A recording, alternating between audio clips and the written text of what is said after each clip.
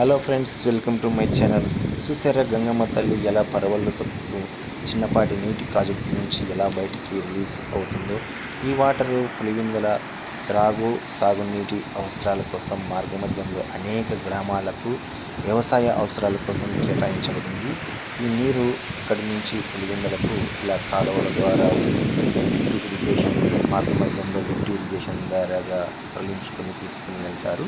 ఈ నీరు గండికోట రిజర్వాయర్ నుంచి పైడిపాలెం టు సింహాద్రిపురం మండలం, సింహాద్రిపురం టు లింగాల మండలం ఇలా చిన్న చిన్న నీటి ప్రాజెక్టులను మార్గమధ్యంలో కేటాయించుకొని పులివెందులకు ఇలా లిఫ్ట్ ఇరిగేషన్ ద్వారా నీటిని తరలించుకొని వెళ్తారు.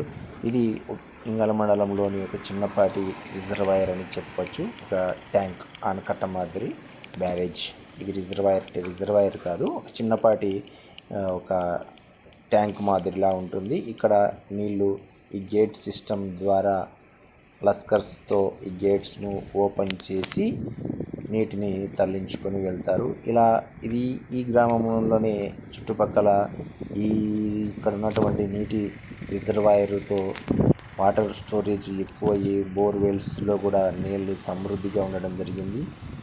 వారికి తగ్గటువంటి పంటలు, అంతర పంటలు, వాణిజ్య పంటలు, ఎన్నో పంటలు పండించుకొని స్వయం సిద్ధంగా రైతన్నలు వారి బ్రతుకులు వాళ్ళే బ్రతుకుతున్నారు. ఎటువంటి ఈర్ష్యలు, ద్వేషాలు, అసూయలు, ఫ్యాక్షన్స్ జోలికి వెళ్ళకోకుండా ఉదయాన్నే తోటల్లోకి వెళ్ళి పనులు చక్కగా పని చేసుకొని బత్తాయి పంటలు, మామిడి పంటలు, అరటి తోటలు, మిరప, తర్వాత ఇలా ఎన్నో పంటలు పండించుకొని సమృద్ధిగా ఉంటున్నారు. ఇలాంటి నీటిని ప్రసాదించిన రాజకీయవేత్తలకు ధన్యవాదాలు.